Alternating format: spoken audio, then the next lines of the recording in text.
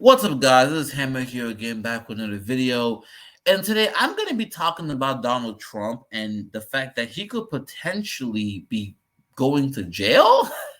So, according to what's been going on here, the January 6th committee is potentially proposing criminal charges for Donald Trump due to him essentially inciting the insurrection on January 6th. This is interesting to me because when we look at Donald Trump as a person, we look at his evolution. It really is funny that this guy could potentially be the first president to go to jail. Now, we don't know for sure if they'll actually charge him, but it's looking like it could potentially be the case. Now, for those who may not know, right, in my early years, I originally was somewhat of a Trump supporter.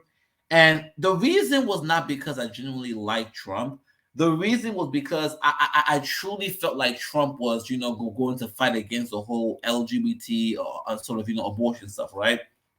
But as time went on, I came to realize that a lot of people in the Republican Party, a lot of quote unquote white conservatives, although they kind of played this traditionalist, we're about traditional values, cultural card, the only thing the only thing that they're trying to quote unquote conserve is white supremacy. That's the reality.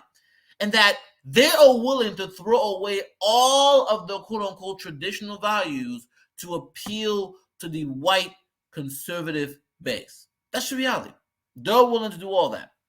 And so when you have Fox News, who is essentially literally airing a story about a transgender kid, when you have Fox News that's hiring transgenders, when you have Fox News that's essentially pandering to that community, but yet they will turn around and talk about black on black crime.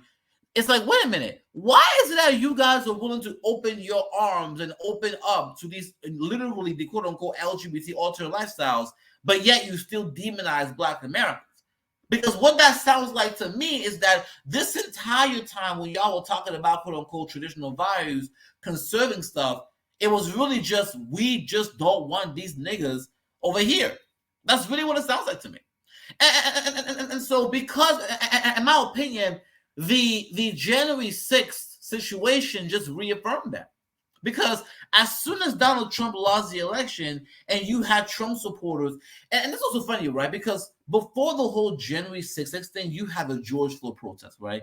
And I remember the amount of white conservatives and Republicans that were going on the news talking about, this is black on black crime. Pull yourself by your own bootstrap. Stop complaining about the cops.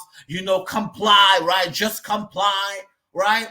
They love telling black Americans to comply, but then as soon as Trump lost the election, they could not comply with the election results and they invaded the Capitol. And not just invaded the Capitol, they carried literally these Confederate flags with them. And to make it even worse, when COVID-19 came around, the same people that were telling black Americans to comply were not all of a sudden saying do not comply. So that's when I realized that Trump, the Republican Party, a lot of them, the only thing they really stand for is catering to quote unquote white conservatives, catering to the white identity. Before we get into this video, let's get into our intro.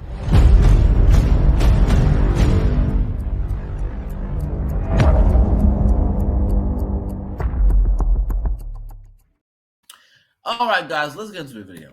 January 6th committee is preparing to recommend criminal charges against former President Donald Trump. The select panel is meeting publicly for the last time Monday. According to the report, a subcommittee that evaluated criminal referrals is expected to recommend federal charges of insurrection, obstruction of an official proceeding, and conspiracy to defraud the U.S. government. The committee's full report will then be published on Wednesday. Former federal prosecutor Joe Moreno is here with us in the D.C. studio. Joe, if the January 6th committee goes forward with this recommendation for former President Trump, what, as a threshold matter, constitutes the crime of insurrection? Sure. So in its simplest form, Catherine, it's the use of words to incite violence against the government of the United States. Thankfully, it's a crime that is rarely invoked because it's a rare thing, and we respect our First Amendment. Yeah, and to kind of some ways. So essentially, what's happening is that they have to prove intent, right? They have to prove that when Trump was, telling his supporters that the election was stolen, that he did not intend them to invade the Capitol. But that's going to be a very hard thing to sell, especially when we think about Trump's behavior. But one thing that really shocks me, right, in this entire debacle, is how the January 6th situation went down. Because it's not just that Trump told his supporters to invade the Capitol. This investigation has shown us that there are a lot of people in law enforcement, there were a lot of people within the building that were conspiring with these people.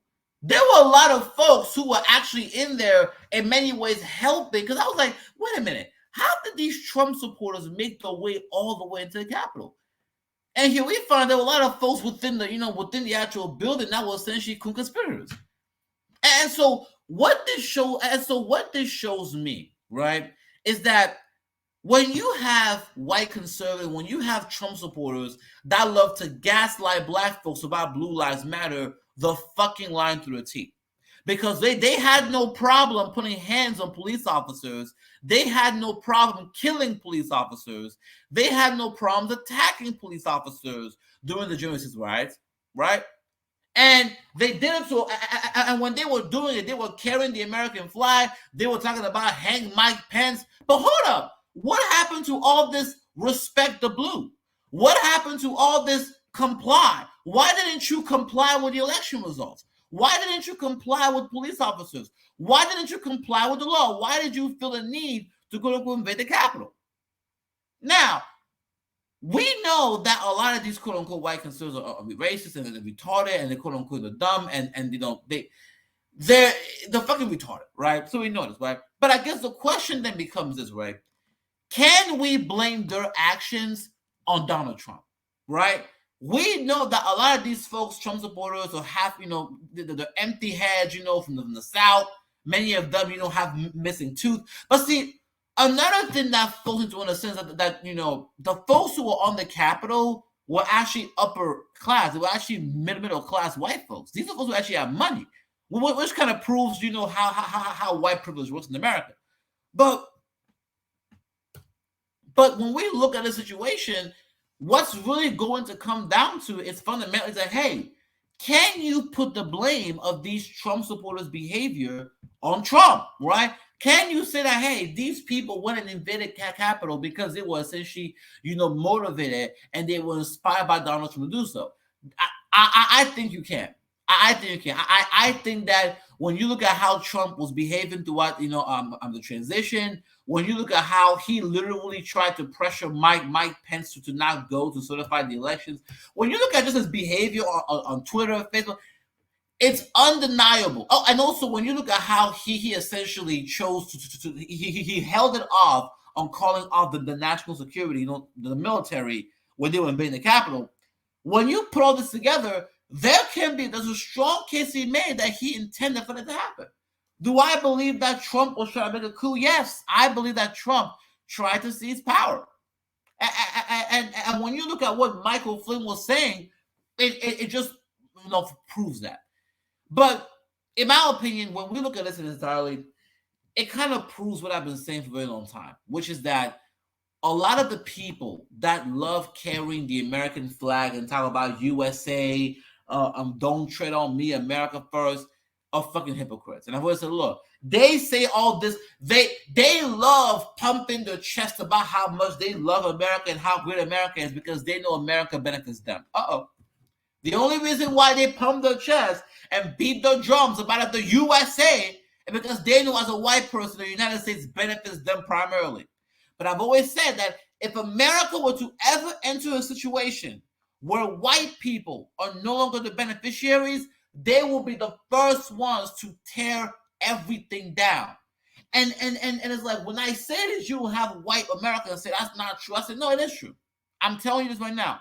If we ever get to a point in America where white America, especially white men, are no longer the quote unquote or no longer the center, right? No longer the quote unquote main beneficiaries, they will turn around and they will burn down that flag. They will turn around and it will stage a coup. Look, the United States loves, watching Black Americans, because America's always had this thing where they love watching Black folks and say, oh my God, what are these niggas doing?